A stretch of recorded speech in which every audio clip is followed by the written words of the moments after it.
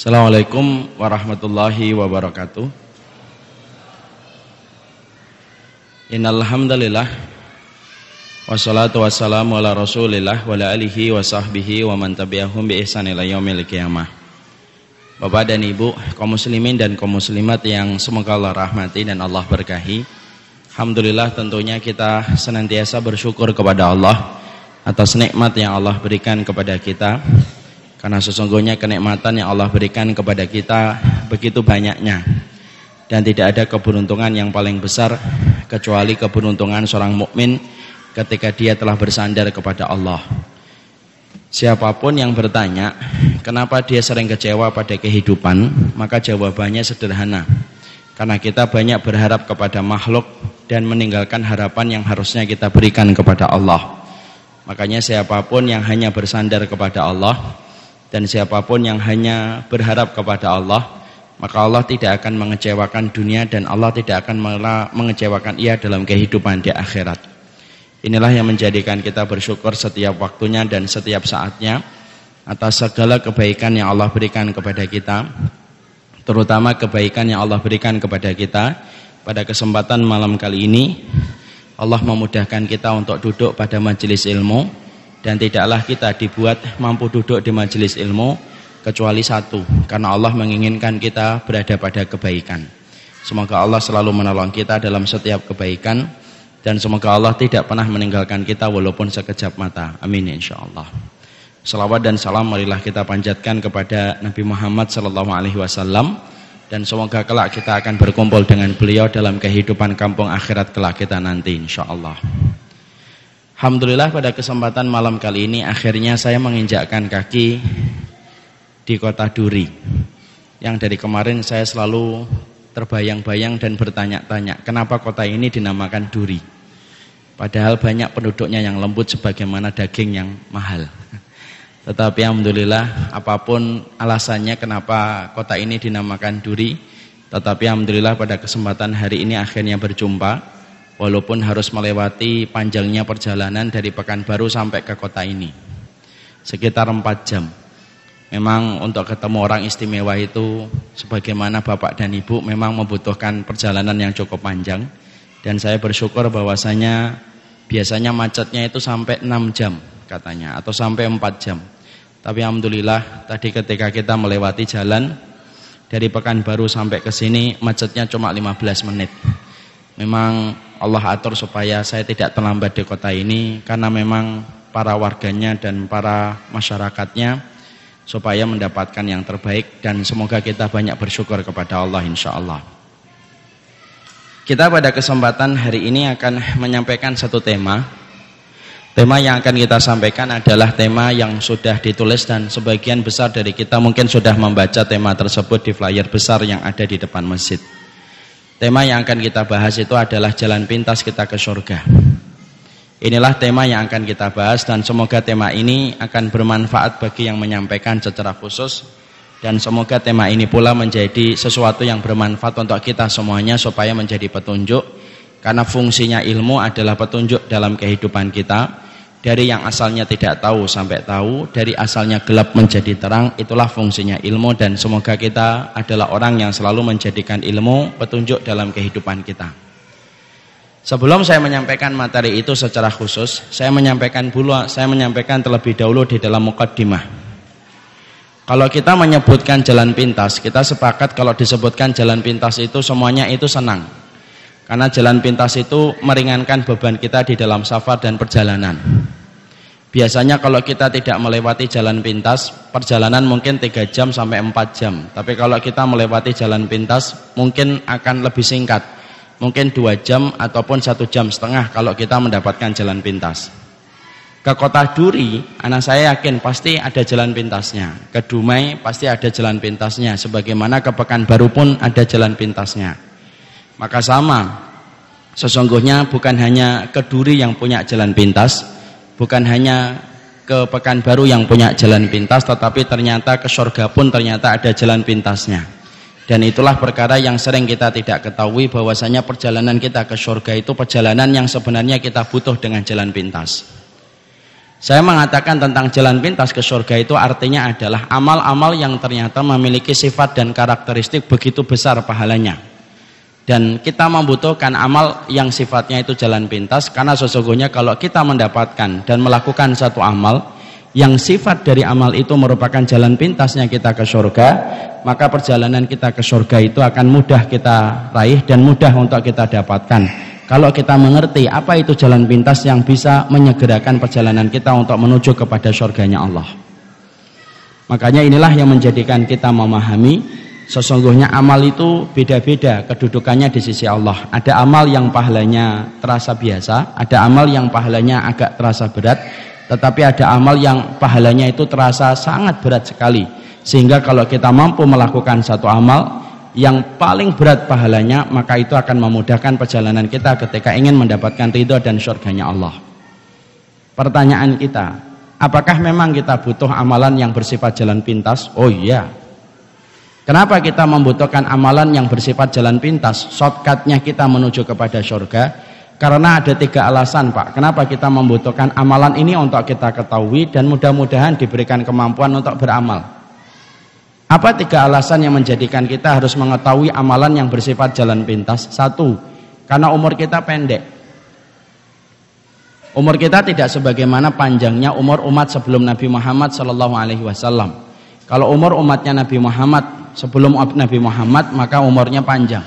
Nabi Nuh 1650 tahun, mungkin ada yang 1000 tahun, mungkin ada yang 700 tahun. Kalau kita umurnya 60 pun sangat sedikit sekali hari ini yang mencapai umurnya 60 tahun. Kalau kemudian kita baliknya 12 tahun, maka efektifnya umur kita itu hanya 48 tahun. Itu pun ternyata masih dikurangi dengan banyak kekurangan. Makanya kenapa kita butuh jalan pintas ketika kita akan beramal? Karena investasi yang tepat ketika kita beramal itu menjadikan kita akan mendapatkan profit yang besar dalam kehidupan kampung akhirat kita. Dan kita butuh jalan pintas itu untuk kita ketahui karena umur kita adalah tidak panjang. Alasan yang kedua kenapa kita butuh jalan pintas itu karena sesungguhnya umur kita yang sudah pendek dari 48 tahun itu pun masih dikurangi dengan rasa sakit yang sering kita terima. Dan ketika kita sakit akhirnya kita mengendorkan amal perbuatan yang kita lakukan.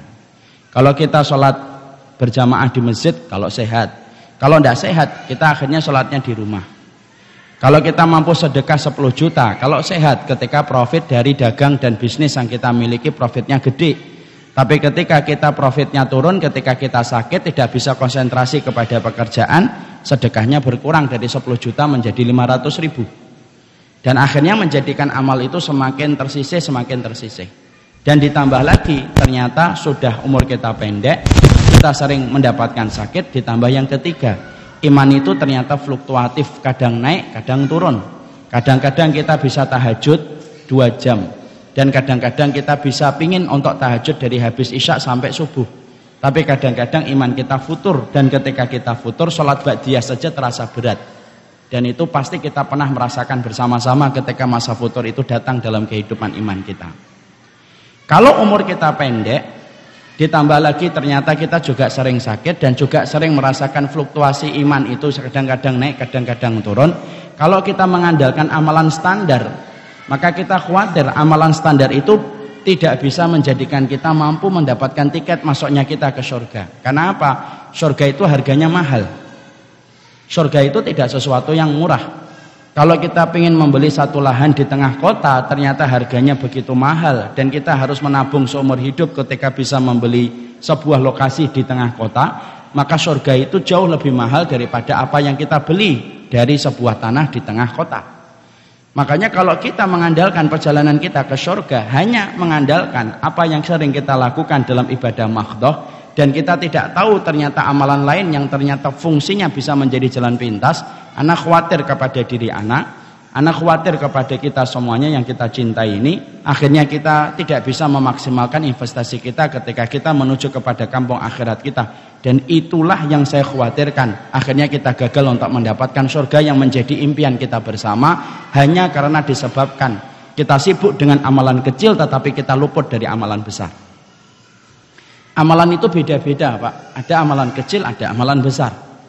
Dan yang kita khawatirkan, kalau kita tidak memahami penjelasan para ulama tentang amalan yang ternyata bersifat jalan pintasnya kita ke surga, kita khawatir kita disibukkan oleh setan untuk beramal kecil, tetapi kita luput dari amal-amal yang besar. Padahal amal yang besar itu menyegerakan perjalanan kita menuju kepada surganya Allah.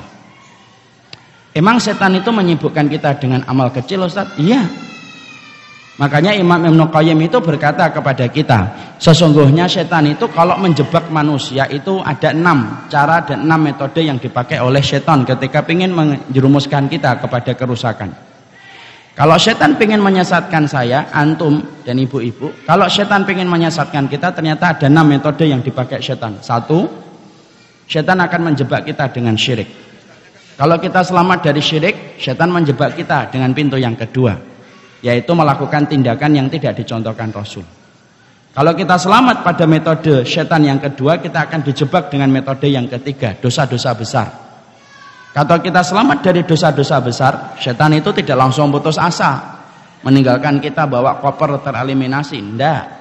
Tapi setan akan menjebak kita dengan jebakan yang keempat. Apa jebakan yang keempat? Menyibukkan kita dengan dosa-dosa kecil yang kita remehkan. Makanya Nabi sampai mengatakan jangan remehkan dosa kecil. Meremehkan dosa kecil itu kayak kamu mengumpulkan ranting, semakin banyak rantingnya semakin besar nyala api yang akan terjadi.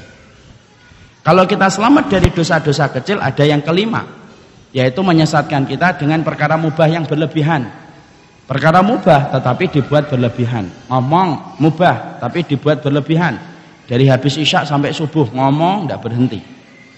Makan mubah, tapi antum hanya pergi ke Jakarta untuk makan soto Betawi kemudian balik lagi ke Pekanbaru. Nah, itu perkara mubah tetapi berlebihan. Mancing mubah, tapi kalau antum sampai 4 hari terombang-ambing di lautan hanya untuk mancing, nah itu termasuk perkara mubah yang berlebihan. Maaf ya, saya bukan nyindir yang suka mancing. Mancing itu boleh Pak, tapi jangan berlebihan. Dan itu termasuk salah satu jebakan setan. Kalau setan itu tidak mampu menjebak kita dengan 5 perkara ini, setan tidak berhenti. Masih ada jebakan dan metode yang keenam. Apa metode yang paling terakhir yang dipakai setan ketika mereka ingin menyesatkan kita? Para ulama mengatakan yang keenam, menyibukkan dengan perkara kecil supaya kita luput dari perkara besar. Tapi kita disibukkan dengan perkara kecil terus menerus sampai akhirnya kita tidak punya energi untuk melakukan amalan yang sifatnya amalan itu memiliki pahala yang besar. Kenapa setan itu menyibukkan kita dengan perkara kecil? Karena orang kalau sudah sibuk dengan perkara kecil, maka dia tidak akan punya energi dan tidak memiliki konsentrasi untuk melakukan amalan besar. Dan inilah yang kita khawatirkan. Kalau kita menjadi muslim, lalu kemudian kita hanya fokus dengan amalan kecil, lalu tidak tahu amalan besar yang ternyata profitnya itu nanti pahalanya begitu besar di sisi Allah, maka kita khawatir jangan-jangan kita termasuk orang yang disibukkan oleh setan untuk melakukan amal kecil, tetapi kita tidak pernah mengerti apa profit yang paling terbaik dan apa investasi yang terbaik dalam kehidupan kita untuk mendapatkan kebahagiaan akhirat kita. Dan itulah yang kita khawatirkan, karena amal itu beda betul di sisi Allah. Makanya amal yang istimewa itu memiliki pahala yang begitu besar di sisi Allah, dan kita ingin sekali untuk melakukan amalan itu supaya beban kita dalam usia yang tidak terlalu panjang, dalam usia yang tidak terlalu setiap waktunya sehat, kita bisa memaksimalkan amal kita supaya amal kita bisa menjadi jalan pintas yang kita menuju kepada surganya Allah. Karena beramal itu bukan hanya beramal, tapi yang paling penting cerdas di dalam beramal itu lebih penting daripada sekedar kita beramal. Sebagaimana kita kerja, kalau hanya kerja, setiap orang kerja, tapi orang yang cerdas tentu untungnya lebih besar daripada orang yang hanya bekerja. Sama, beramal itu bukan hanya beramal, tetapi dibutuhkan, tetapi ketika kita di dalam beramal, cerdas di dalam kita beramal, itulah yang akan menjadikan kita menjadi salah satu makhluk dan di antara manusia yang diridhai oleh Allah Subhanahu wa taala. Dan itulah yang menjadikan kita faham di dalam muqaddimah ini, kenapa kita semuanya membutuhkan jalan pintas. Karena sesungguhnya jalan pintas merupakan satu investasi besar dalam kehidupan kampung akhirat kita. Dan amal itu ada yang Allah sukai, ada amal yang Allah sangat cintai dan Allah sangat sukai. Dan itu beda pahalanya diberikan oleh Allah kelak kepada kita. Analoginya sederhana. Ini analoginya sederhana. Saya ambilkan analogi. Ada seorang suami ditanya sama istrinya, kamu pingin kalau sarapan pagi sebelum ke kantor dibelikan jajan di luar atau dimasakkan. Suaminya jawab, saya paling senang kalau dimasakkan. Karena apa? Karena masakanmu pasti diolah dengan rasa cinta, yang menjadikan saya nanti insya Allah lebih bersemangat untuk mencari penghidupan dan rezeki untuk dirimu. Maaf ya yang jomblo ya, ini contoh aja. Lalu kemudian akhirnya ketika sang istri tahu suaminya itu suka dengan masakan di rumah, suaminya ditanya, apa makanan yang paling kamu suka? Makanan yang paling saya suka nasi goreng, telur mata sapi setengah matang, jusnya jus sirsak. Lalu kemudian istrinya akhirnya paham, suami saya senang dengan nasi goreng, telur mata sapi setengah matang. Akhirnya sang istri berusaha untuk membaca setiap resep bagaimana membuat nasi goreng seenak mungkin dan bagaimana membuat telur mata sapi setengah matang seenak mungkin. Dan akhirnya dia bisa memasak itu. Tapi perhatikan, ketika suami pada satu waktu ketika pulang dari masjid, ketika akan berangkat ke kantor, istrinya masak sarapan. Ketika kemudian dia masak, kemudian sarapan, ternyata kemudian yang dimasak oleh istrinya itu bukan nasi goreng, tetapi mungkin yang dimasak oleh istrinya itu cuma pecel ditambah dengan tempe. Mungkin suaminya ketika pulang senang ketika sudah ada sarapan, tapi ketika dia mendapatkan menu pada sarapan itu cuma pecel dan tempe, mungkin dia senang, tetapi dia tidak melampiaskan kegembiraan karena pecel itu dia senang, tetapi bukan yang paling dia senang. Paling-paling makannya biasa. Kalau belum selesai, mungkin tidak nambah. Kalau istrinya tanya, gak nambah bos, ya cukup. Terima kasih yang sudah dimasakan. Karena apa? Pecel itu bukan masakan yang paling dia senang. Hari berikutnya istrinya masak, tapi juga tidak masak nasi goreng, tetapi masaknya lodeh. Hari berikutnya pulang dari masjid, pulang ke rumah, kemudian dicium baunya lodeh, dibuka, kemudian mejanya dan lodeh. Makan, senang. Lodeh dia senang sebagaimana pecel, tapi maaf, lodeh bukan makanan yang paling dia senang. Kalau disuruh nambah sama istrinya, mungkin juga mikir-mikir, ya cukup satu piring saja. Tapi beda Pak. Kalau ternyata pada hari yang ketiga, hari yang keempat tiba-tiba pulang, baru buka pintu sudah dicium bau nasi goreng.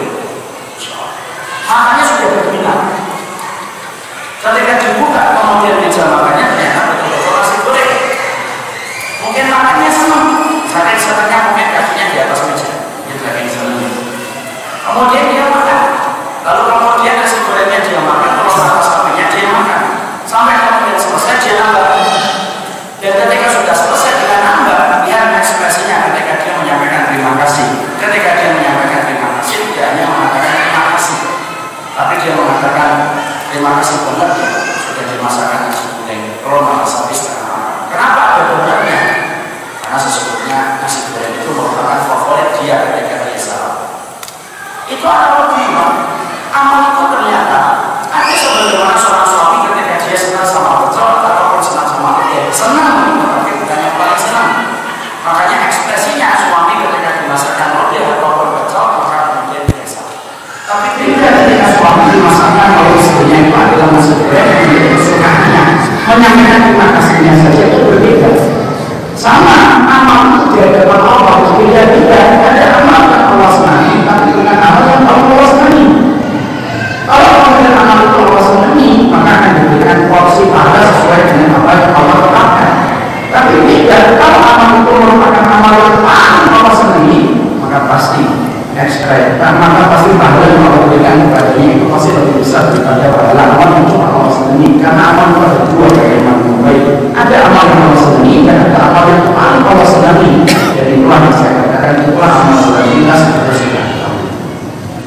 Makanya inilah yang menjadikan kita ingin sekali pada kesempatan ini, maka kita harus membahas apa itu jalan pintasnya kita ketika kita ingin mendapatkan surga, supaya betul-betul kita mengerti tentang bagaimana perjalanan kita ketika menuju kepada surga Allah, dan supaya Allah memudahkan kita mendapatkan surganya ketika kita melakukan amalan yang tepat pada investasi yang benar, yaitu melakukan amalan yang ternyata amal itu bersifat surga yang kita menuju kepada surga Allah. Apa saja ada 6 yang ingin saya sampaikan pada kesempatan ini. Ada 6 sifat dari amal amal-amal yang ternyata kita sering pandang sebelah mata, mungkin sering kita lewatkan, mungkin sering kita tidak anggap, dan mungkin sering tidak kita perhitungkan. Tapi ternyata amal-amal yang nanti kita sampaikan dalam 6 perkara ini ternyata amal yang berpotensi mendatangkan pahala yang besar ketika kita memiliki keikhlasan dan ikhlas. Apa itu yang pertama? Kita ceritakan. Amal yang pertama yang berpotensi besar untuk menjadikan kita sebagai orang yang mendapatkan pahala besar walaupun dan memasuki surga. Yang pertama, para ulama mengatakan amal ketika kita bisa memberikan manfaat kepada orang lain, maka amal itu termasuk amal yang begitu besar pahalanya di sisi Allah. Sekali lagi saya sampaikan, orang yang pertama, amal yang sifatnya memberikan manfaat kepada orang lain, maka amal yang sifatnya memberikan manfaat kepada orang lain itu merupakan amal yang ternyata pahalanya besar di sisi Allah. Sebelum kita menjelaskan tentang poin ini, kita jelaskan dulu dalilnya. Mana dalilnya? Kalau kemudian kita membantu orang itu ternyata pahalanya lebih besar di sisi Allah. Maka hadisnya dalam sabda Imam Ahmad, Rasulullah itu mengatakan, lihat hasil roti masih roti kaki, ada wilayah kita akan kifat di masjid ada syahr. Rasulullah SAW mengatakan dalam sebuah hadis yang sahih, aku kata Nabi ketika membantu saudaraku dalam satu kebutuhan yang dia ajarkan dan dia butuhkan, satu hari saja ketika kemudian dia atas kebutuhan yang dia kerjakan dan kebutuhan yang dia inginkan, aku bantu untuk mencukupi kebutuhannya selama 1 hari, kata Rasulullah, maka sesungguhnya itu lebih aku cintai daripada aku iktikaf di masjid Nabi selama 1 bulan. Sekali lagi saya sampaikan hadis ini. Kata Nabi, aku membantu saudaraku selama 1 hari. Itu lebih aku cintai amalan tersebut ketika aku membantu saudaraku selama 1 hari. Itu lebih aku cintai daripada aku iktikaf di masjid Nabi selama 1 bulan. Sebelum saya menjelaskan hadis ini, mungkin ada yang bertanya, bagaimana bisa membantu saudara kita 1 hari atas kerja dan atas kebutuhan yang dia perlukan? Ternyata disandingkan Nabi dengan 30 hari ketika di masjid Nabi, yaitu di masjid Nabawi. Seharusnya salah satu ulama besar kemudian berkata, karena sesungguhnya ketika kami membantu orang lain dalam kebutuhan dia selama 1 hari, maka manfaatnya dirasakan oleh orang lain. Adapun ketika kamu iktikaf di masjidnya Nabi selama 30 hari, tidak ada yang mengambil manfaatnya kecuali adalah dirimu sendiri, dan orang lain tidak mengambil manfaat ketika kamu iktikaf selama 30 hari. Dan Allah itu paling senang, yaitu adalah ketika amal yang dilakukan manusia itu bukan hanya bermanfaat kembali kepada dirinya sendiri, tetapi Allah paling senang ketika amal itu bisa memberikan manfaat kepada orang lain. Karena sesungguhnya Islam itu bukan ajaran egosentris, tetapi ajaran Islam itu adalah ajaran bagaimana kita bisa memberikan manfaat kepada orang lain. Dan ini termasuk amal yang besar. Makanya maaf ya Pak, jadi kita paham iktikaf di masjid Nabi selama 30 hari itu bukan sesuatu yang ringan. Tanya sama orang yang pernah umrah betapa mahalnya kalau umrah ketika kita ingin pergi ke masjid Nabawi atau ke Masjidil Haram. 9 hari 25 juta standarnya. Kalau 30 hari kalian saja dalam tempat mungkin 100 hari ketika kita harus 1 bulan di Mekah atau di Madinah. Ternyata amalan yang kita pahami sebulan itu ketika iktikaf, dan kita pahami iktikaf itu bukan 10 hari, iktikaf yang besar bulan. Padahal ketika 10 hari saja kita merasakan beratnya ketika kita di ujung Ramadan. Berapa banyak orang ketika 10 hari tidak mampu 10 hari cuma 2 hari keluar, 3 hari main handphone, 4 hari pasang status. Padahal kemudian iktikaf. Dan yang disebutkan itu dalam hadis yang kita sampaikan itu bukan iktikaf selama 10 hari, tetapi 30 hari iktikafnya. Ternyata amalan ketika iktikaf selama 30 hari itu dibandingkan oleh Nabi dengan satu amalan yang tidak kita memberikan manfaat kepada orang. Itu menunjukkan kepada kita ini merupakan jalan pintas, ini suatu yang kita lakukan. Ternyata di dalam kita beribadah kepada Allah, ada salah satu perkara yang mesti kita lupakan di dalam kita beribadah kepada Allah. Kita sering memperhatikan ibadah makhluk kita kepada Allah, tetapi kita sering melupakan apa manfaat yang sudah kita share dan sudah kita beri kepada orang lain. Padahal kemudian manfaat ketika kita share dan kita beri kepada orang lain, itulah perkara yang bisa menjadikan kita itu dimudahkan, tidak dinaikkan, tidak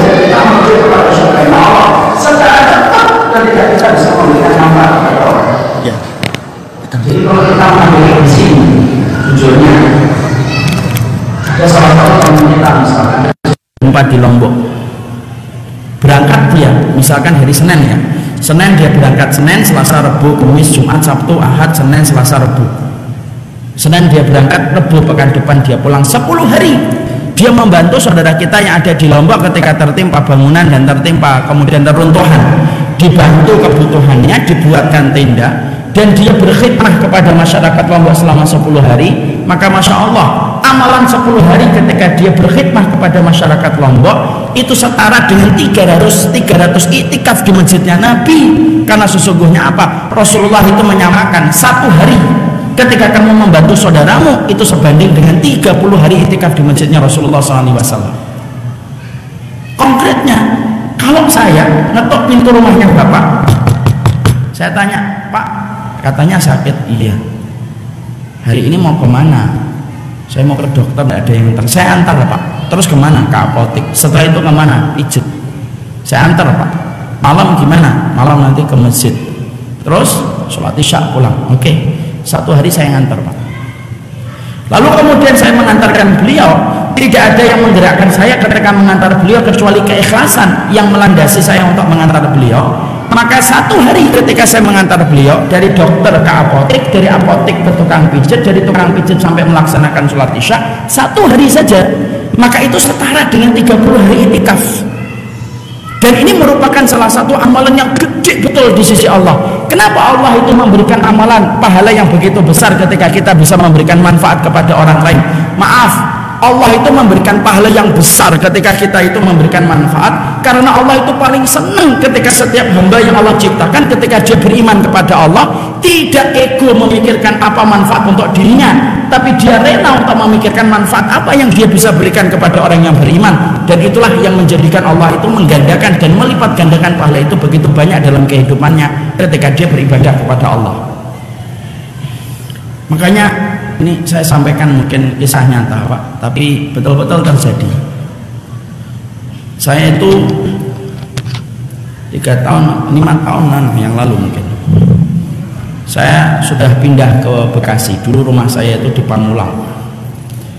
Kalau bagi yang kenal peta Jakarta tentunya paham Bekasi. Masya Allah ya, Bekasi itu kota yang sangat indah bagi yang bersabar insya Allah.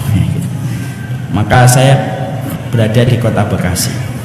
Tiba-tiba telepon saya itu berdering saat itu 5 tahun yang lalu itu. Ada seorang ikhwan itu nelpon saya, lalu tanya, Ustaz, saya dengar ikhwan yang sering nyetirin antum pulang karena ada udzur di rumahnya di kampung. Iya pulang akhir. Lalu kemudian beliau berkata, izinkan saya Ustaz besok mengantar antum keliling dakwah selama 1 hari. Saya bilang, Pak, besok itu Ahad. Hari Ahad itu jadwal saya besok kalau tidak salah sampai 5 tempat, dimulai dari kajian subuh. Selesainya habis kajian isya Pak, mungkin sampai jam 10 baru selesai. Tidak apa-apa Ustaz, saya mulainya dari kajian subuh. Tidak apa-apa. Yakin Pak? Yakin. Ya sudah, monggo aja kalau memang Bapak nggak berat. Saya tutup teleponnya, tapi saya sempat berprasangka, alah paling-paling nggak jadi. Lawang kita berangkatnya sebelum subuh dan beliau tinggalnya di Bintaro. Bintaro Bekasi itu lumayan jauh, perjalanan harus ditempuh mungkin sekitar 1 jam, itu pun kalau normal. Kalau ada macet ya berarti bisa nambah. Sudah, saya tutup telepon, saya istirahat setelah pulang dari kajian hari Sabtu. Jam 3 Pak saya sudah bangun, saat itu subuh jam 4.20. Kemudian jam 3 saya sudah bangun, persiapan, mandi dan lain sebagainya. 3:30 Pak, pintu pagar rumah saya itu dibunyikan oleh seseorang, kloneng, karena memang tidak ada bel di rumah saya. Saya menuju ke kamar tamu, saya lirik, saya buka tirainya, dan ternyata saya mendapati bapak tersebut sudah ada di depan pagar saya. 3:30, berarti dia berangkatnya harusnya 2:30, karena sampai di rumah saya itu 3:30. Saya kaget, saya kemudian mempersiapkan diri. Perjalanan dimulai Pak 1 hari, dari kajian subuh ke kajian praduha, kajian duha. Sepanjang perjalanan di waktu pagi sampai siang, saya tidak pernah bosan untuk nanya, Pak, memang Bapak hari ini tidak libur? Libur Ustaz. Memang anak-anak tidak butuh liburan? Oh butuh dong Ustaz. Nah kenapa Bapak nganter saya? Tidak apa-apa. Memang istrinya mengizinkan. Oh iya, insya Allah Ustaz, kan saya tidak perlu minta izin kalau hanya ngantar gini. Apa sih yang mendorong Bapak melakukan ini? Tidak apa-apa, cuma senyum aja. Sampai siang Pak, sampai sore, sampai selesai kajian yang kelima di Kebayoran Lama. Pulang kita 10:30 selesai, sampai ke Bekasi 10:30 Pak. Dan saya tahu perjalanan dari Bekasi balik lagi ke Bintaro 1 jam.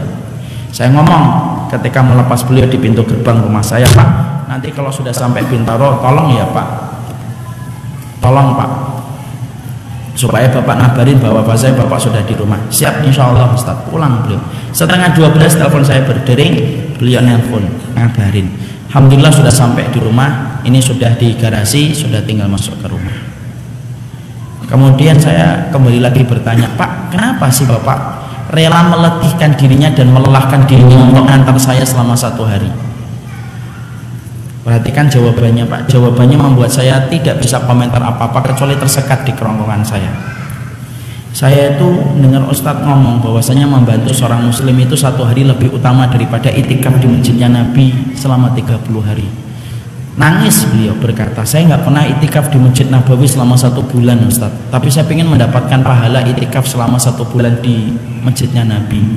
Tapi apalah daya, saya cuma orang kantor Ustadz, cuti tidak mungkin 1 bulan.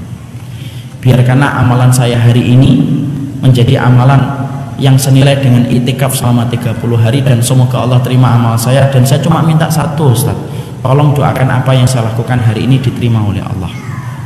Saya itu terdiam Pak di tenggorokan. Pikiran saya cuma 1, orang ini sudah jatuh cinta sama surga sampai dia mampu melakukan inovasi secerdas itu ketika melakukan 1 amal. Inilah Pak yang kemudian kita harus pahami. Maaf ya Pak, kalau kita ke surga hanya mengandalkan sholat, jujur, berapa kali sholat kita yang tidak khusyuk? Kalau kita mengandalkan ke surga melalui puasa sunnah, lah puasa sunnah itu berapa kali kita puasa sunnah itu riak Pak. Kadang-kadang kita puasa sunnah ketika sahur ikhlas, ketika di tengah-tengah siang hari bolong kita ikhlasnya mulai hilang.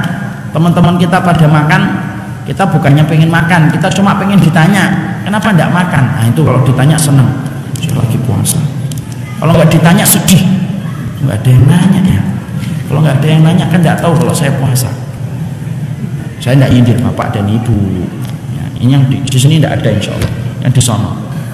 Tapi yang di sana pindahan dari sini. Kalau kita ke surga itu hanya mengandalkan sholat, jujur sholat kita itu berapa yang tidak khusyuk Pak? Handphone kita ketemu ketika pas mau sholat. Kalau kita ke surga hanya mengandalkan puasa, berapa puasa kita yang kemudian riak? Kalau kita mengandalkan ke surga itu hanya sedekah, berapa sih persentase sedekah kita dibandingkan harta yang kita cicipi dan kita nikmati dan jadi kotoran di belakang setelah kita kemudian menikmati rezeki itu? Kalau kita ke surga hanya kemudian bermodal dengan umrah, jujur berapa kali kita umrah dalam seumur hidup kita? 3, 4 kali, 5 kali? Kalau kita ke surga hanya mengandalkan kemudian dengan haji, berapa kali kita haji dalam seumur hidup kita Pak?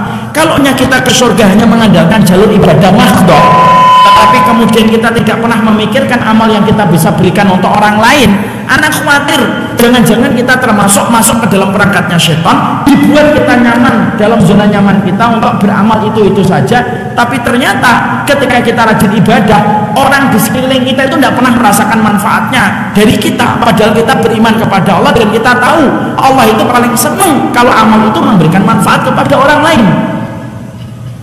Kadang-kadang kalau kita duha, maaf, kalau kita duha Pak, kadang-kadang kita mikir, oh belum sholat duha, bagus itu Masya Allah. Kadang-kadang kalau waktu pagi kita mikir, loh kita belum mikir pagi, bagus. Tapi sedikit dari kita yang mulai berpikir, kalau kita duha kita berpikir, siapa ya yang saya kasih manfaatnya sampai saya ketika duha ini? Sholat duhanya terpikir, tapi manfaatnya siapa yang bisa mendapatkan manfaat dari saya? Kita tidak terpikir. Dikir paginya kita pikir, alhamdulillah itu kita mikirkan dikir pagi, tapi kita tidak mikir siapa ya pagi ini yang harusnya mendapatkan manfaat dari saya. Padahal ketika kita memberikan manfaat kepada orang, Masya Allah itu sesungguhnya itu merupakan amalan yang besar Pak, dan itu dinilai oleh Allah dengan amalan yang gede, karena Allah itu paling senang ketika amal itu memberikan investasi manfaat kepada orang. 1 hari sebanding dengan 30 hari itikaf Pak. Apa kita itu tidak iri, nggak giptoh, sama orang-orang yang menjadi relawan. Mungkin rumahnya biasa, mungkin tidak punya rumah Pak, kerjaannya hanya pindah dari satu musibah alam ke musibah alam. Tapi demi Allah ya, salah satu yang membuat orang itu saya iri adalah relawan-relawan kemanusiaan. Kenapa? Karena ketika mereka menjadi relawan, mereka pergi dari rumah mereka, pergi ke tempat musibah 10 hari tak misalkan, itu sudah sebanding dengan 300 hari itikaf di masjidnya Nabi. Bisa nggak kita 300 hari itikaf di masjidnya Nabi Pak? Kalau bisa Pak, saya gendong Bapak dari Dumai ke Duri insya Allah. Karena saking mungkin beratnya 300 hari itikaf di masjidnya Nabi itu tidak gampang. Makanya inilah yang menjadikan akhirnya kita memahami filosofnya orang yang beriman. Itu dikatakan oleh para ulama salaf dulu. Tadi saya pagi mengatakan ini. Para ulama salaf itu, para ulama dulu itu mengatakan kun nahdon wala takun bi'ron. Sampai para ulama dulu itu mengatakan jadilah kamu itu sungai dan jangan menjadikan dirimu itu kayak sumur. Apa bedanya sumur dengan sungai? Beda.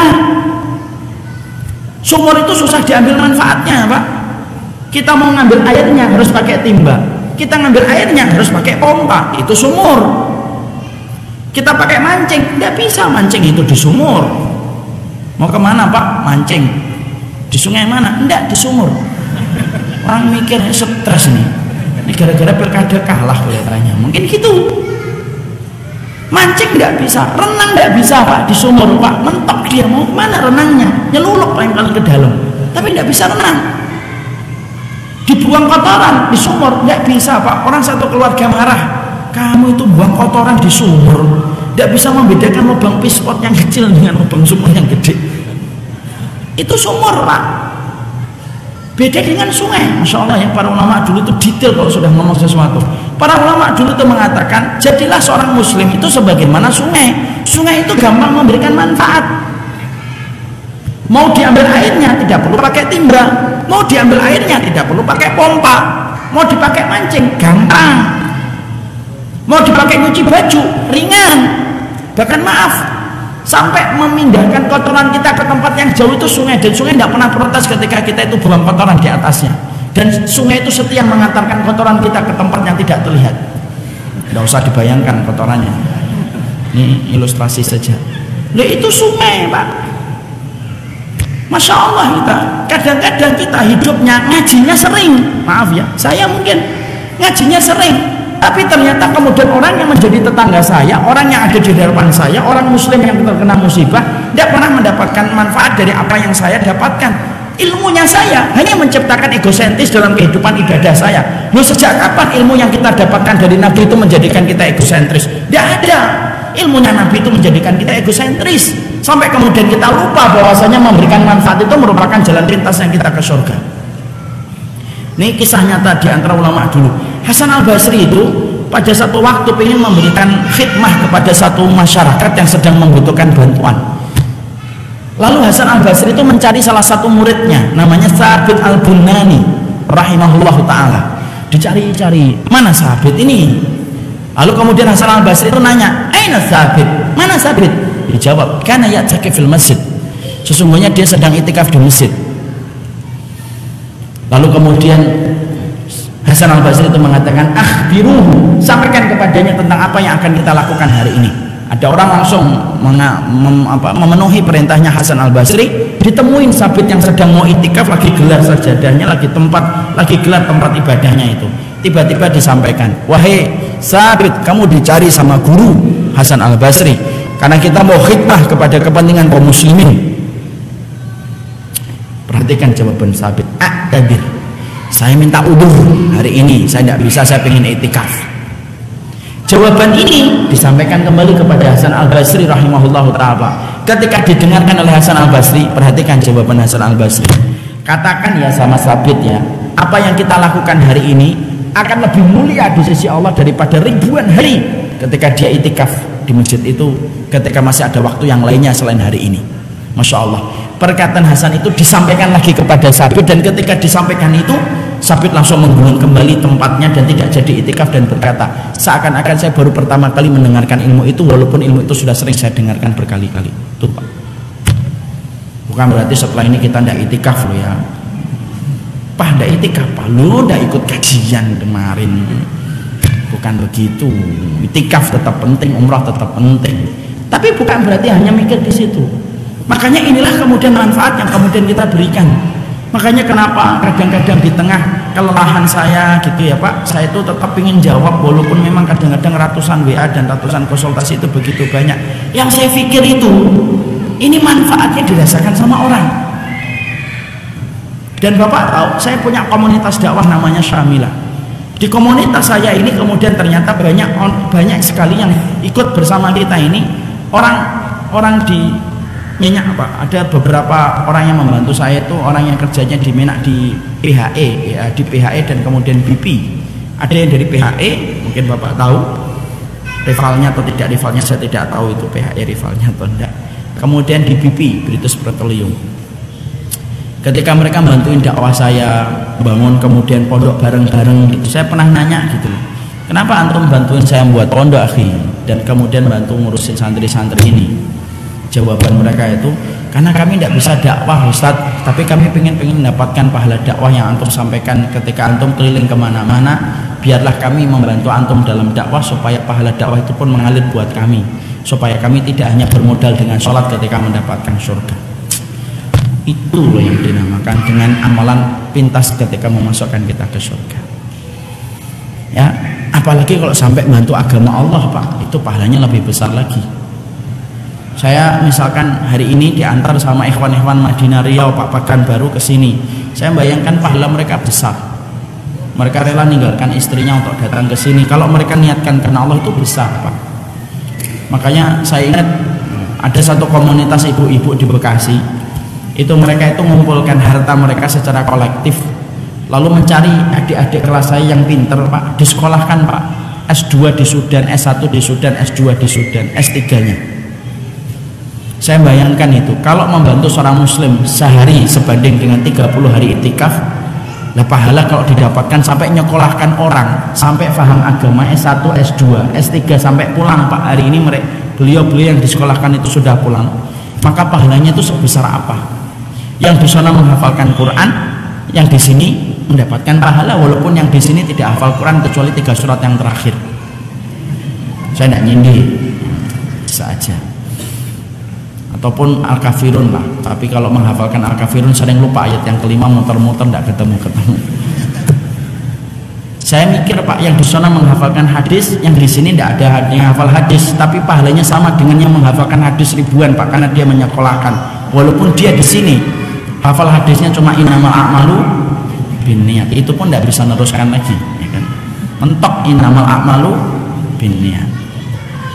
Dan akhirnya adik-adik kelas saya yang disekolahkan sama kumpulan ibu-ibu ini Pak sekarang sudah pulang. Sekarang membantu pondok saya yang ada di Boyolali. Kemudian dia membantu, kemudian ribuan Pak. Kemudian santri ada 1.500 santri. Saya bayangkan betapa berjasanya ibu-ibu yang menyekolahkan mereka sampai S1 dan S2. Mereka keluarkan dana selama hampir 5 tahun. Tapi terbayar cash dan kontan. Bagaimana dia akan mendapatkan terus pahala dari orang yang ngajar atas ilmu ketika dia bisa mendapatkan ilmu disebabkan dana yang dititipkan oleh para ibu-ibu ketika secara kolektif memberikan dana. Itu amalan cerdas Pak, itu namanya investasi akhirat yang benar. Makanya inilah yang menjadikan akhirnya kita paham amalan yang bisa memberikan manfaat itu pahalanya besar. Makanya kalau kemudian boleh saya berbagi, siapapun yang di sini tolonglah lebih sensitif untuk melihat saudaranya. Kalau yang di sini tolong sensitif melihat para ustadz. Datangin ustadz Pak, datangin ustadzah Bu. Tanya sama ustadzah sama ustadzahnya, apa yang bisa saya bantu untuk dakwahnya ustadz.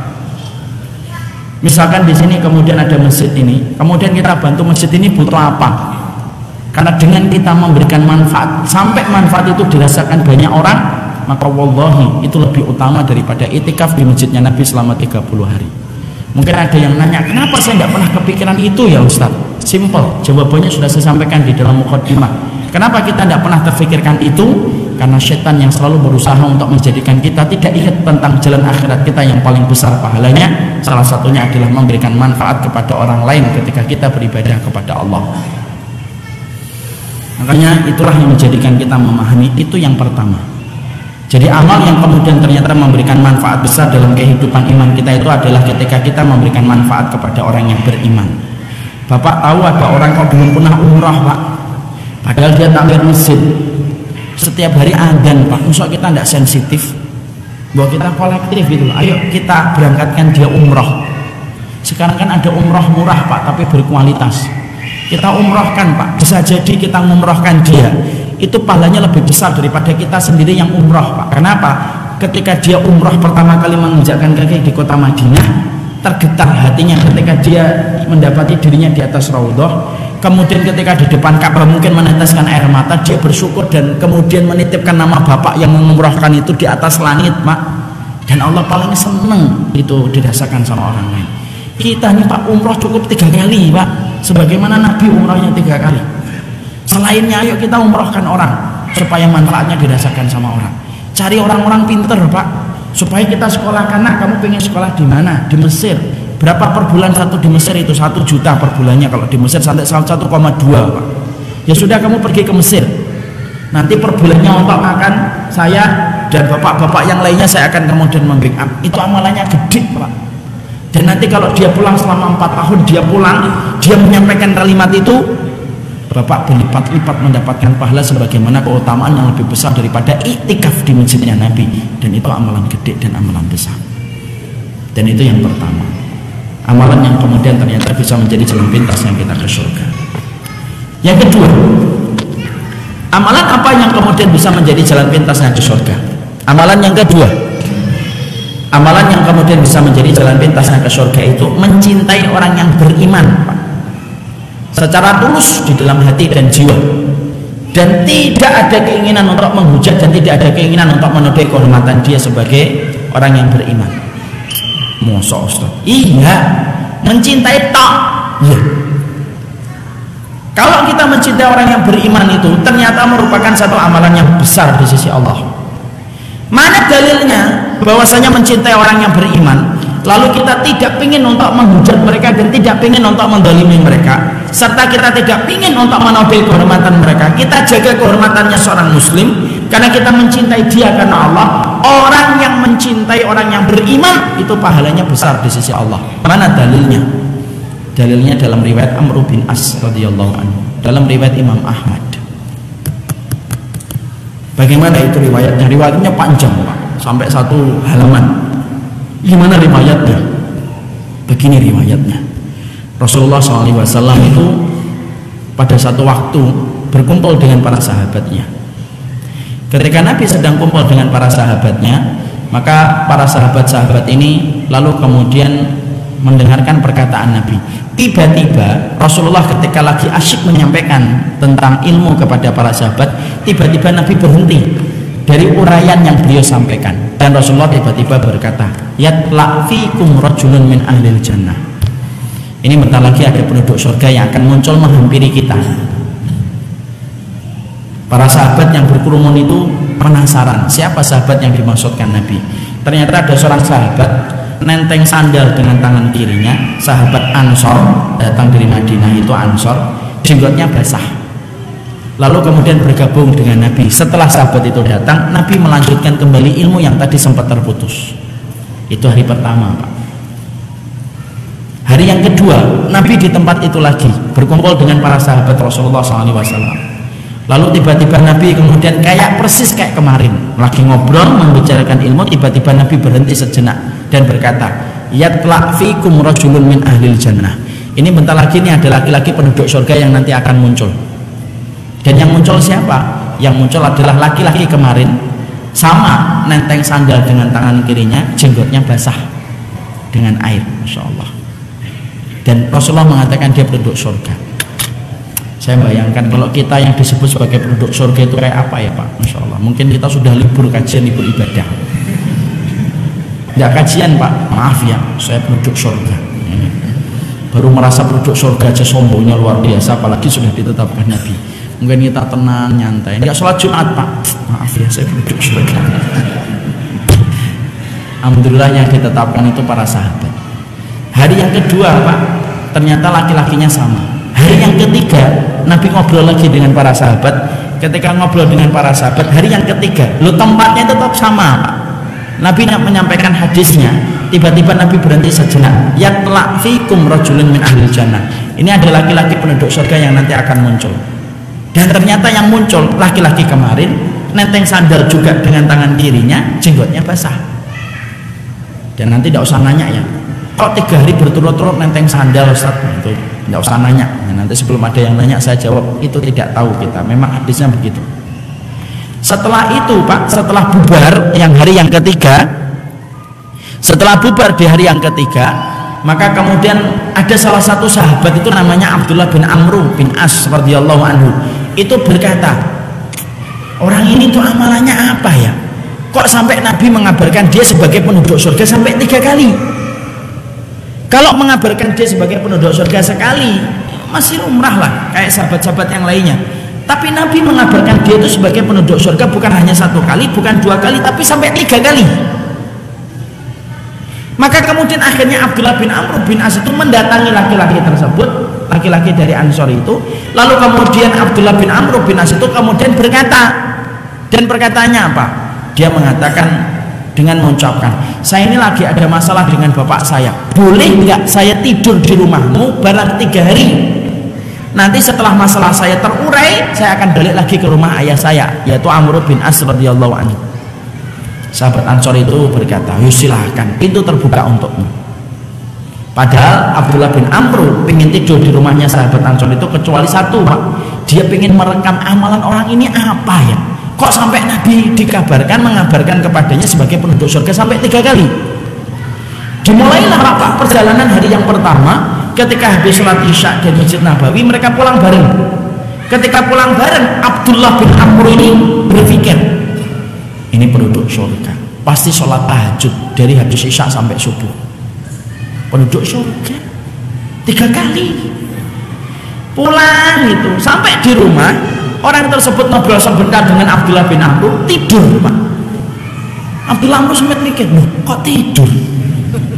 Tapi katanya penduduk surga. Oh mungkin nanti bentar lagi bangun.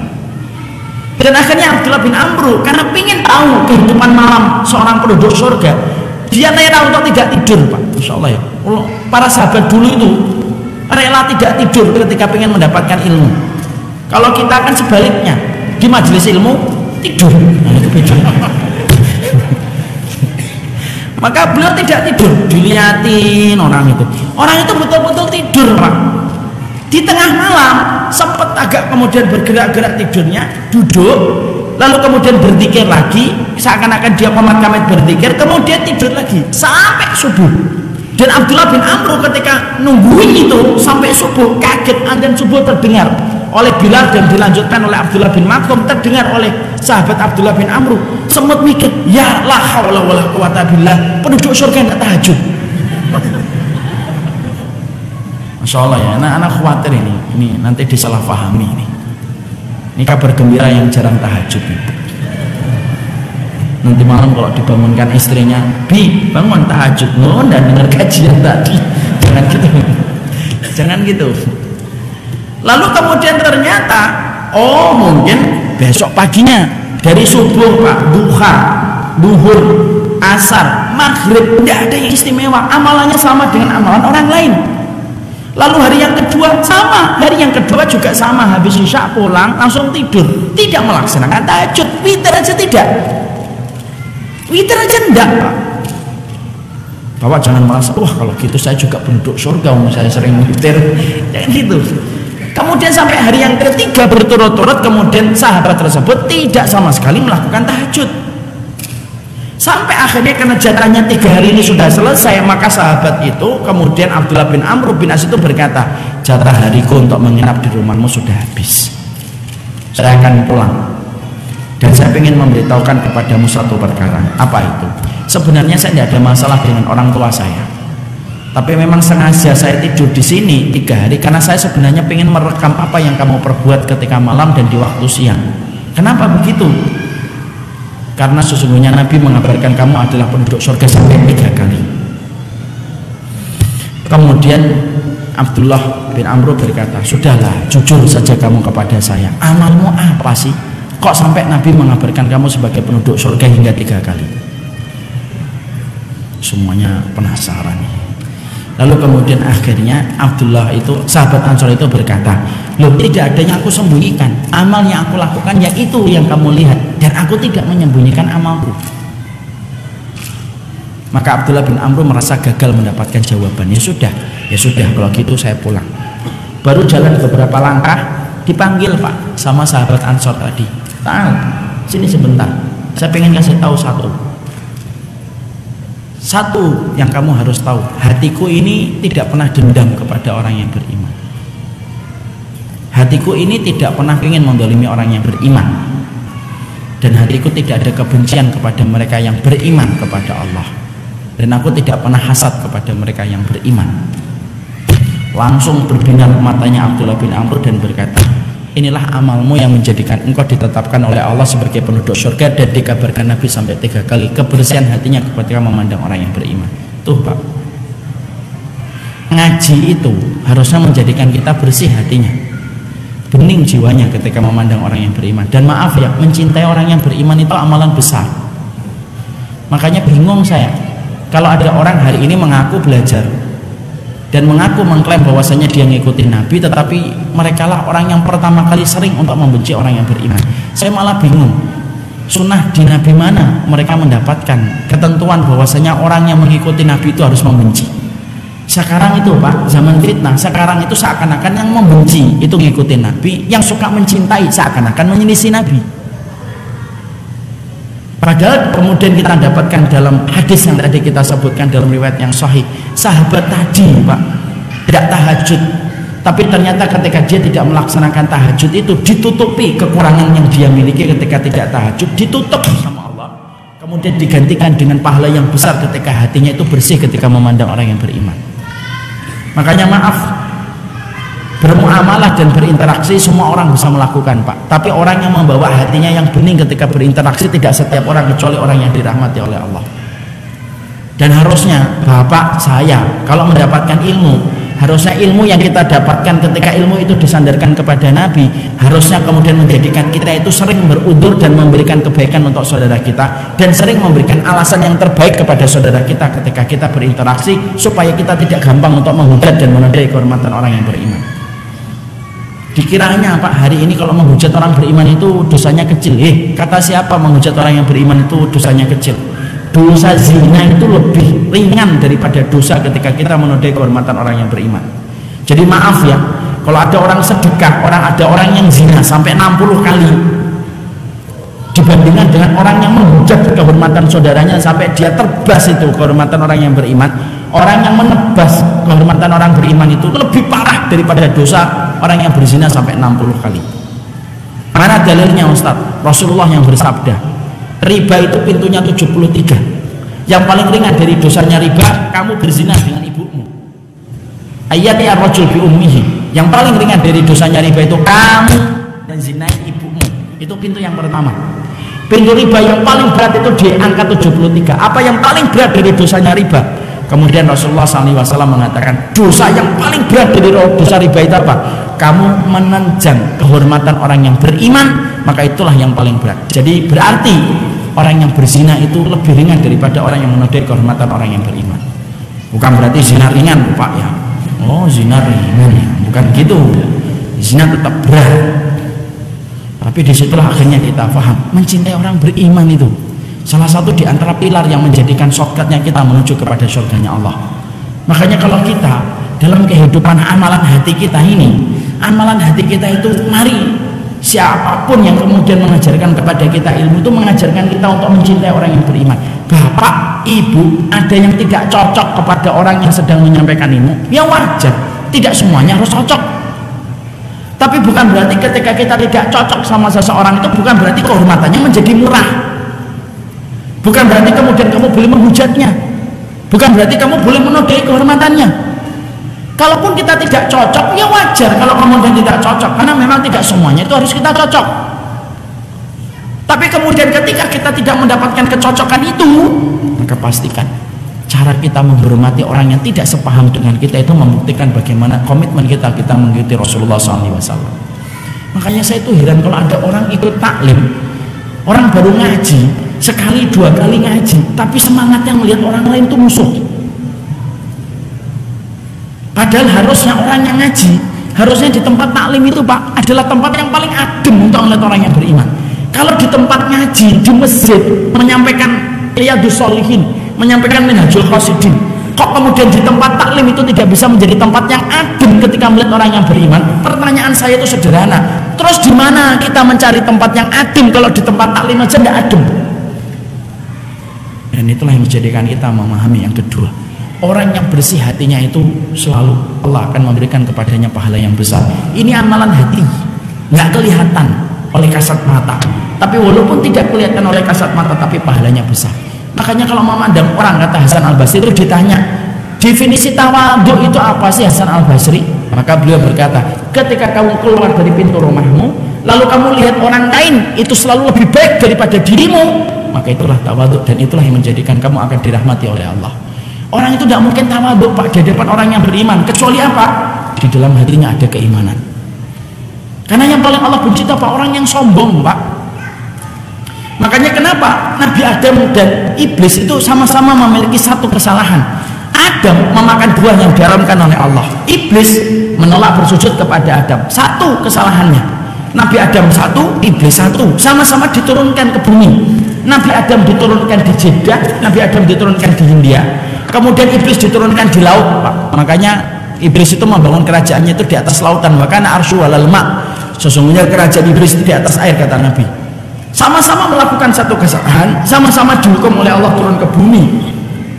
Tapi uniknya, kenapa Allah bimbing Nabi Adam untuk bertaubat dan Allah terima taubatnya Nabi Adam, dan kenapa Allah tidak pernah bimbing Iblis ketika dia juga melakukan satu kesalahan? Fudail bin Iyad mengatakan, Sufyan bin Uyainah berkata, karena Iblis sombong dengan apa yang dia miliki, adapun Adam ketika melakukan kesalahan dia merasa rendah dan hina di hadapan Allah. Merasa rendah dan hina itulah yang menjadi sebab Allah itu menggiring Nabi Adam dan akhirnya mendudukkan Nabi Adam untuk bertaubat. Allah terima taubatnya. Memandang orang beriman baik itu ternyata susah Pak. Kadang-kadang kita baru melihat orang statusnya kita komentari, ini apa ini, Masya Allah ini riak ini gak jelas ini. Coba melihat orang lain, amalannya porak-poranda, Masya Allah, ahlul nar. Begitu mudah kita memandang rendah sama orang, dan itulah yang kita harus paham. Yang kedua, kalau kita ingin untuk kemudian mendapatkan amalan surga, itu yang kedua, yaitu adalah kita memberikan cinta kepada orang yang beriman.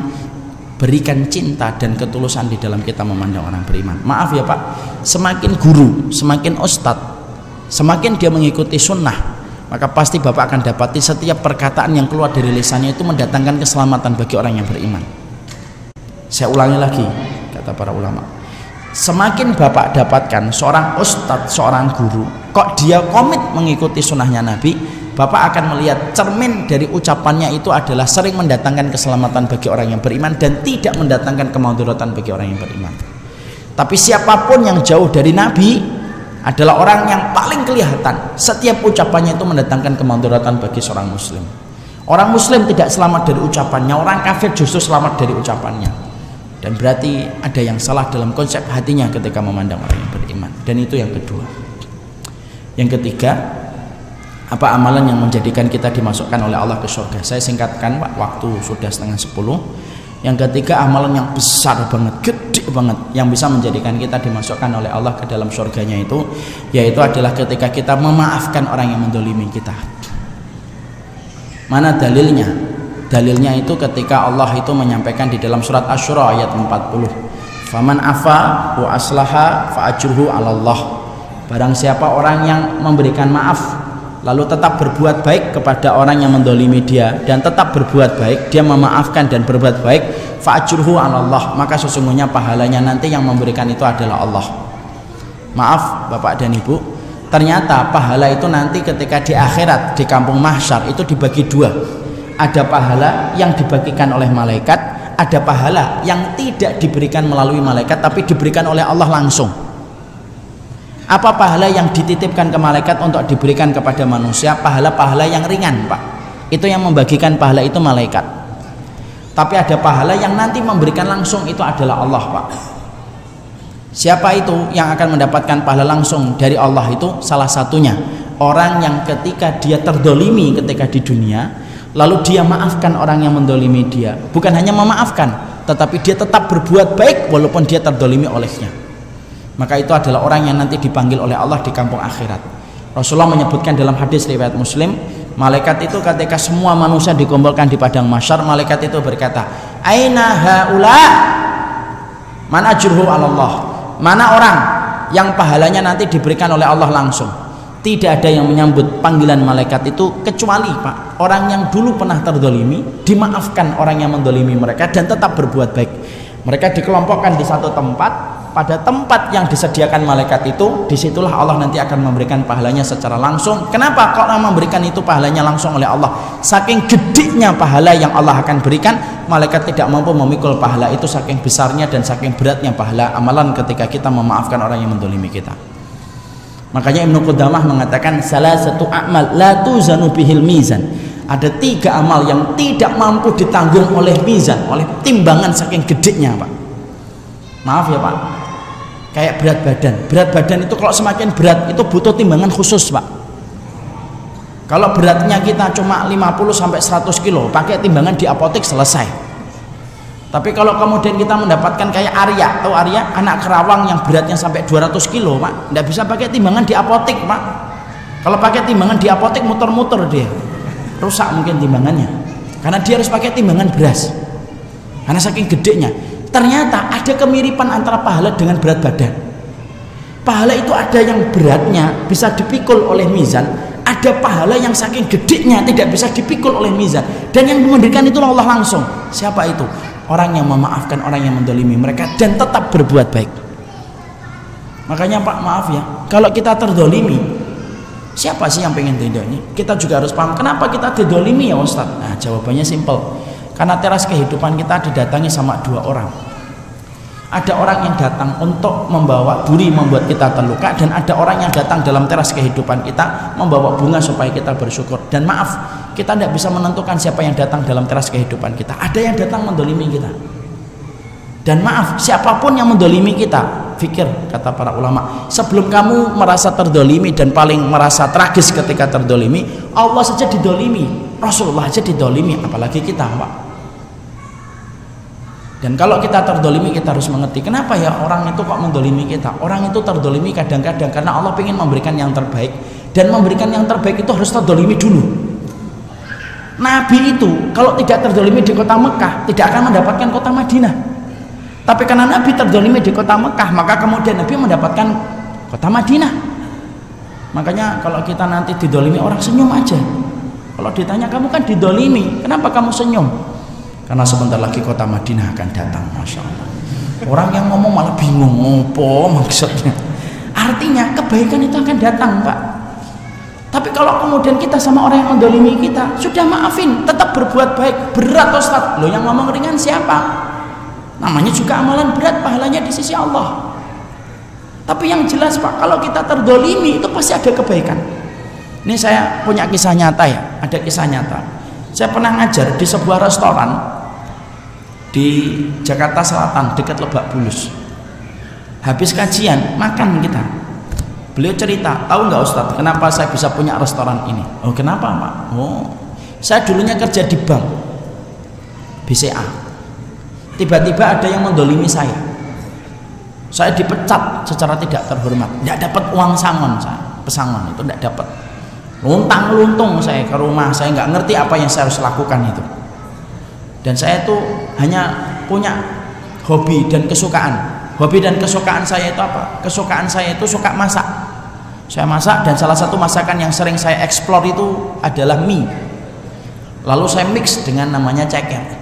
Dibuat sama ceker, dibuat ceker itu bisa lunak. Akhirnya kalau ada acara keluarga, saya sajikan itu. Ternyata banyak keluarga saya yang senang. Akhirnya saya membuka warung di depan rumah. Ternyata rame, nggak cukup rumah saya.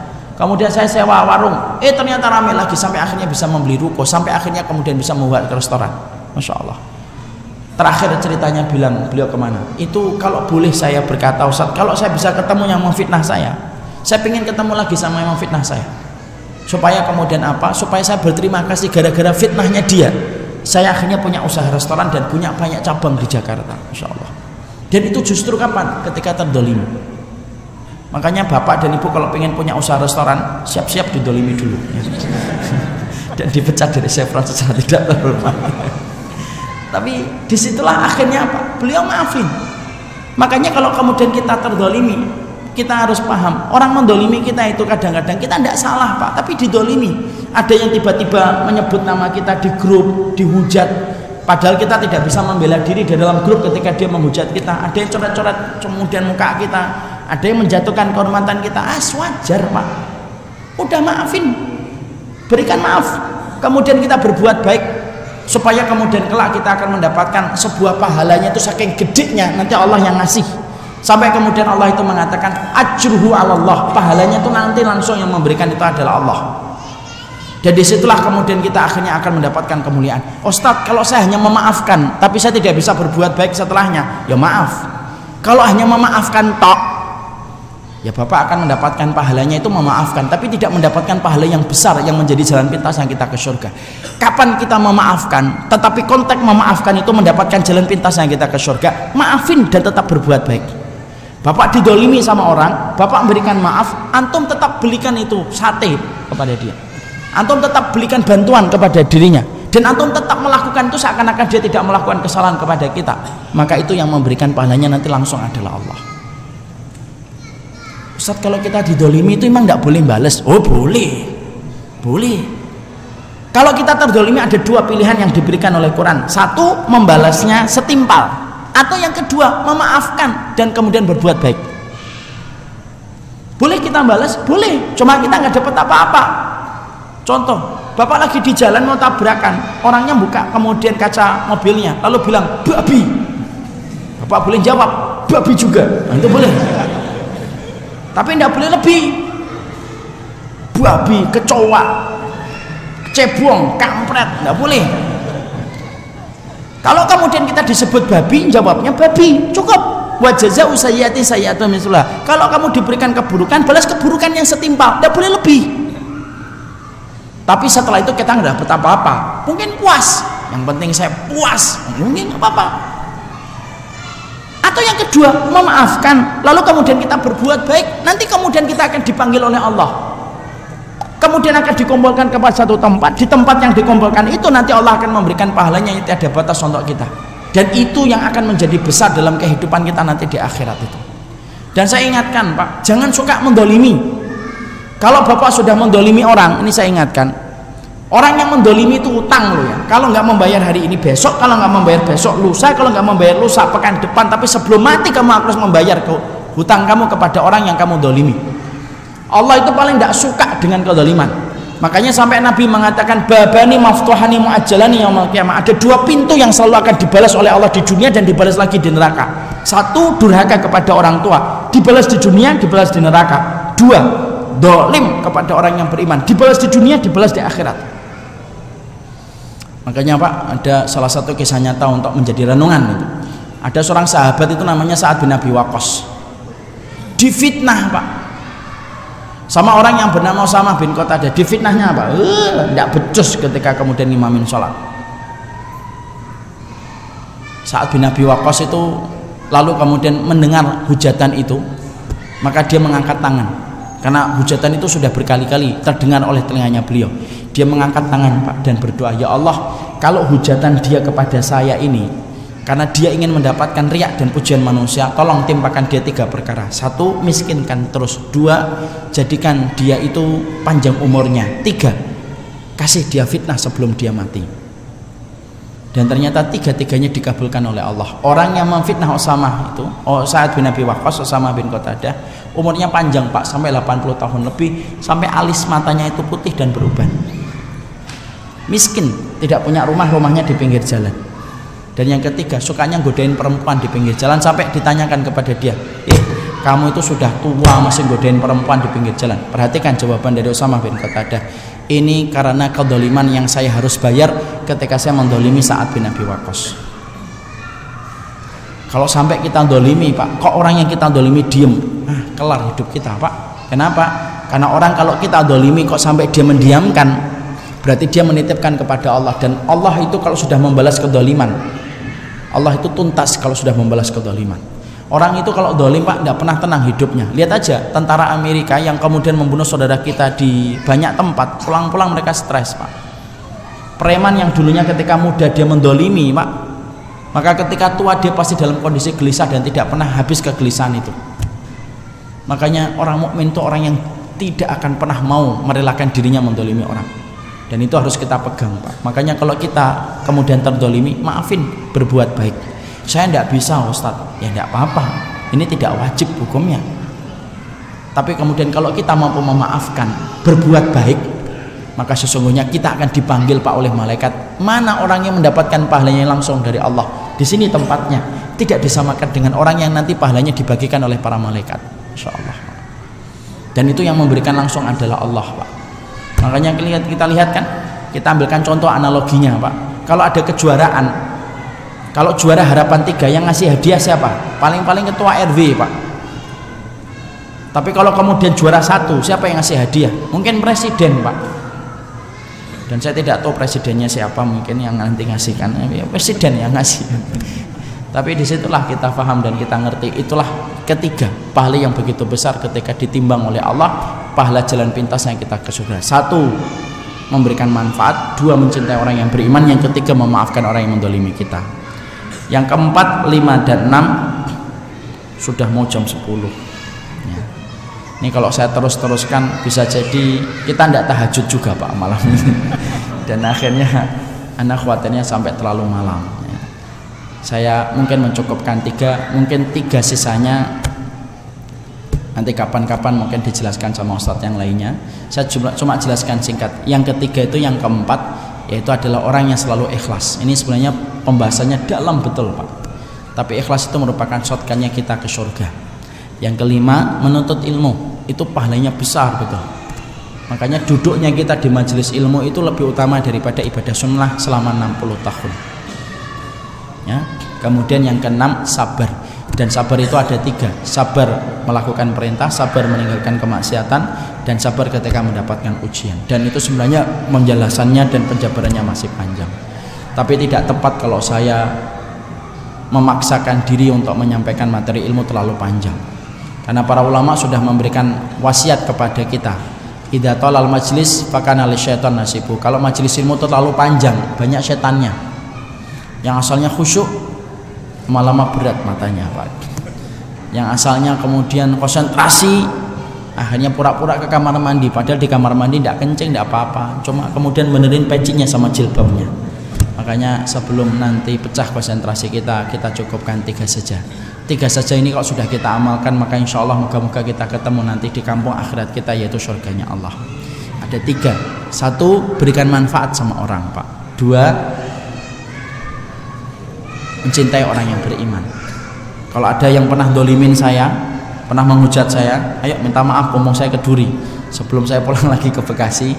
Atau kalau ada di antara bapak yang pernah saya hujat, saya minta maaf. Yang ketiga, yaitu adalah ketika kita memaafkan orang yang mendolimi kita dan tetap berbuat baik, walaupun pahalanya memaafkan itu besar Pak.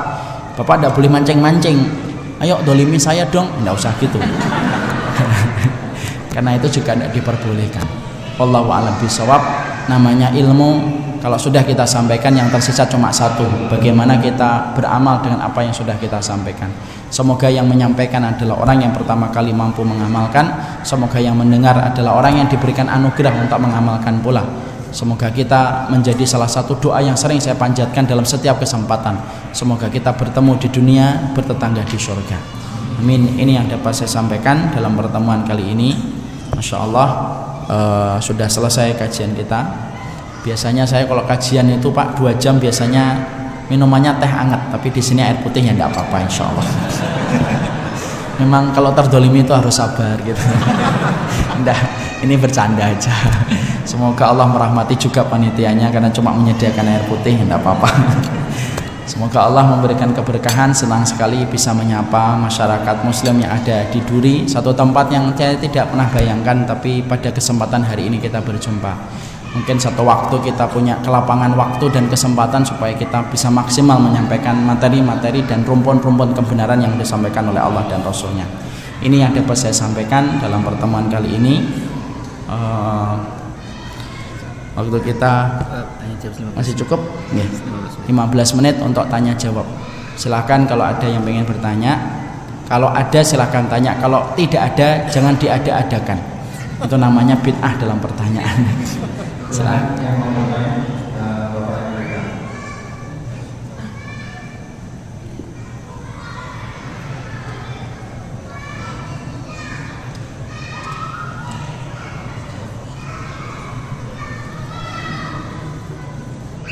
Assalamualaikum warahmatullahi wabarakatuh. Saya pernah baca bahwa ada 8 pintu ke surga. Mengenai dalam kitab surga yang dijelaskan tadi, apakah masuk pintu yang mana dari 8 pintu? Yang mana itu Pak? Betul. Yang mana? Jadi kan ada 8 pintu masuk surga.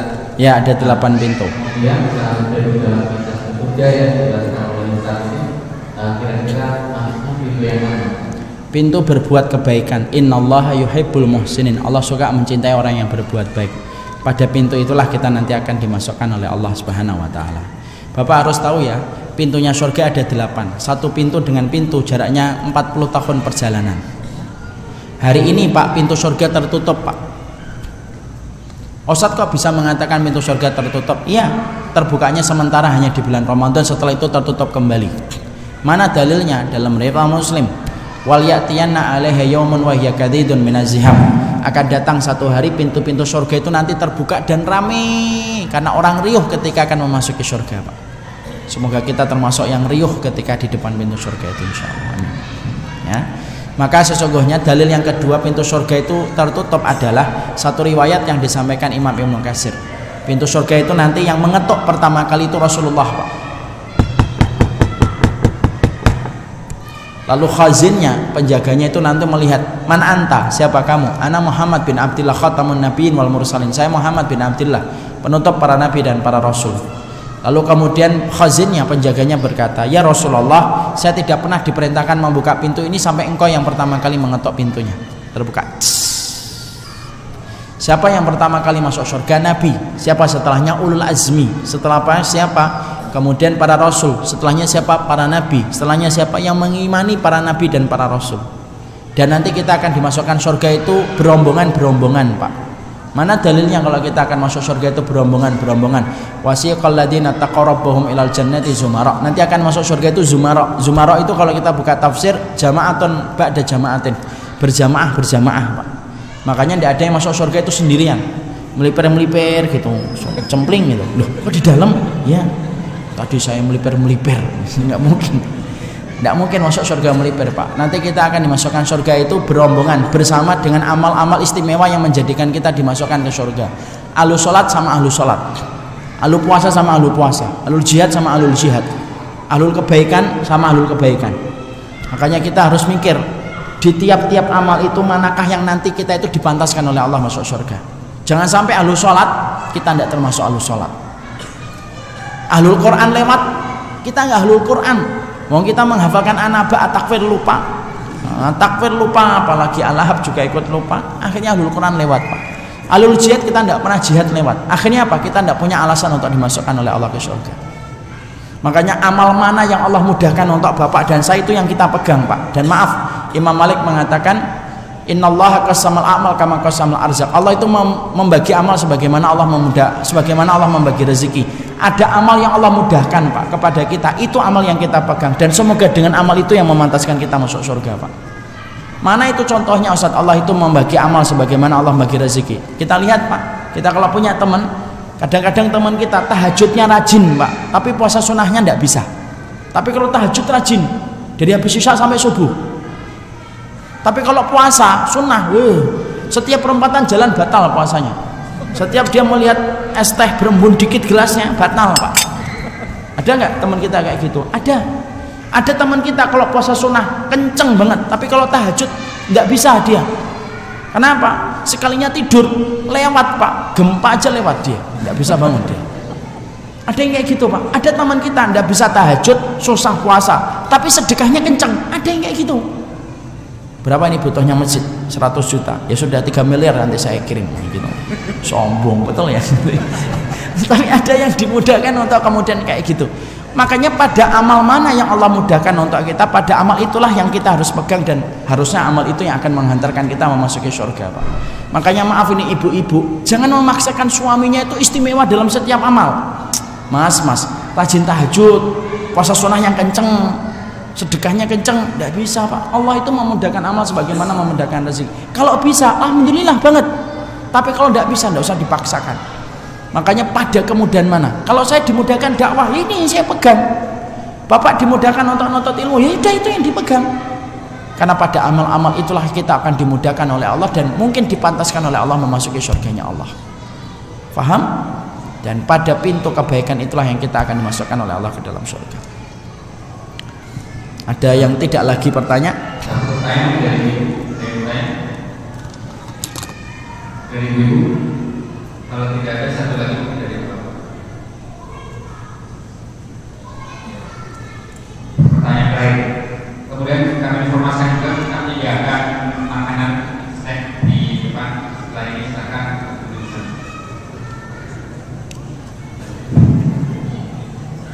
Assalamualaikum warahmatullahi wabarakatuh. Assalamualaikum. Ya Pak.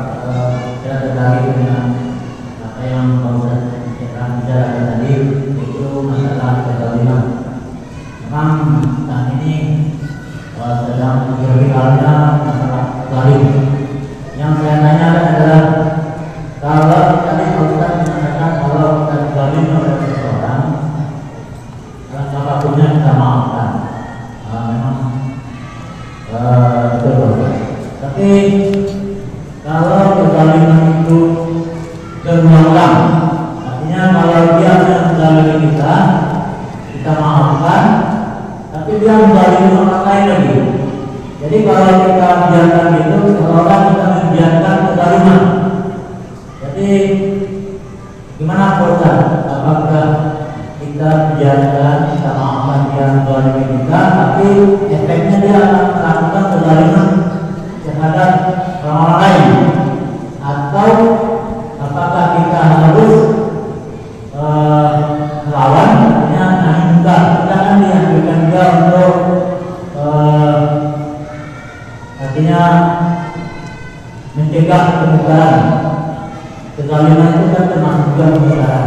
Ya, insyaallah. Jadi persoalan ini gimana Pak Ustaz? Apakah kita biarkan dia tetap melakukan kezaliman, kita maafkan, atau kita tindak tegas, atau kalau perlu kita musnahkan kezaliman mereka? Ya. Terima kasih Ustaz. Assalamualaikum warahmatullahi wabarakatuh. Kelihatannya curhatan hati dari yang paling dalam, dari lelong hati dan palungnya ini namanya. Jadi kalau Bapak mendapatkan kedoliman berulang-ulang, boleh bagi kita untuk kemudian mencegah kedoliman itu, namanya saddad dari'ah atau saddan li dari atisu namanya. Sad itu nutup, li dari asu, li dari atisu yang menjerumuskan kita kepada kerusakan. Jadi boleh bagi kita ketika niat kita itu, ketika kedoliman itu berulang-ulang, maka kita boleh untuk kemudian menutup supaya kedoliman itu tidak perlu terjadi dan tidak perlu menimpa kepada yang lainnya. Boleh Pak, syariat tidak melarang. Makanya fungsinya amar ma'ruf nahi munkar itu salah satunya mencegah kedoliman supaya tidak meluas. Jadi bukan berarti bahwasanya kedoliman ini kemudian kita sabari, kita tidak carikan solusi, enggak. Kalau kedoliman itu sudah bersifat yang didolimi agama Allah, ya tidak boleh diem. Tapi kalau yang didolimi kita, misalkan kita dihujat namanya, kemudian kita pernah disentil-sentil, disindir-sindir, lah maafin aja Pak. Tapi kalau kedoliman itu menimpa secara masif kepada kaum muslimin dan menimpa kepada agama Allah, ya tidak boleh dibiarkan. Harus kita tegakkan amar ma'ruf nahi munkar. Supaya apa? Supaya kedoliman itu tidak merajalela dan kedoliman itu tidak mewabah ke banyak tempat. Semua itu ada tempatnya, semua ada waktunya. Jangan disamakan semua perkara. Makanya tadi saya sampaikan, itu kedoliman yang kita harus maafkan, kedoliman yang bersifat pribadi. Kalau kedoliman bersifat pribadi, nah kita harus sabar.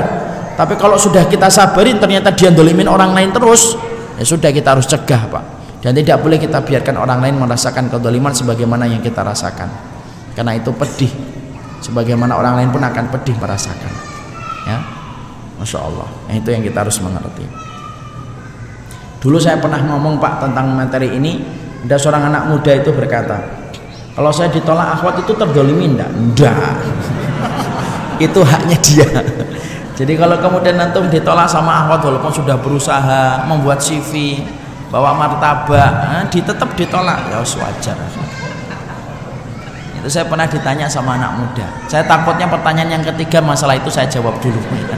Makanya kalau antum ditolak akhwat, nah itu bukan terdolimi, itu haknya dia untuk menolak. Karena apa? Laki-laki boleh memilih, wanita itu boleh menolak dan menerima. Ya. Dan saya ingatkan akhi, kalau antum ditolak sama akhwat, saya katakan bisa jadi dia baik, tapi yang jelas tidak tepat bagi antum. Karena orang yang menjadi jodohnya antum adalah orang yang baik dan orang yang tepat, insya Allah. Saya tidak pernah ditolak. Kemarin, tidak tahu ke depannya. Nggak ada istri saya. Ini yang dapat kita sampaikan. Cukup kelihatannya. Semoga Allah merahmati semua kaum muslimin di Duri ini, terutama di Chevron ini. Senang sekali kalau Allah menakdirkan saya datang ke sini. Dan Masya Allah walaupun sudah malam tapi kita masih bersemangat untuk mengkaji. Semoga Allah terus memberikan keberkahan. Para ustadz-ustadznya nanti akan datang memberikan pencerahan dan memberikan warna-warna kebaikan di tempat ini, insya Allah. Semoga Pak, saya cuma nitip satu, siapapun ustadz yang datang ke sini, semoga ustadz itu adalah ustadz yang paling mampu untuk mendatangkan keselamatan bagi orang yang beriman dan menjadikan kita saling bersaudara. Sudah lelah kita berpisah, sudah lelah kita bermusuhan, saatnya kita saling bersaudara di antara orang yang beriman. Ini yang dapat saya sampaikan. Mohon maaf kalau ada tutur kata yang kurang berkenan. Maka besok insya Allah habis subuh mungkin kajiannya tidak sepanjang kajian kita malam ini.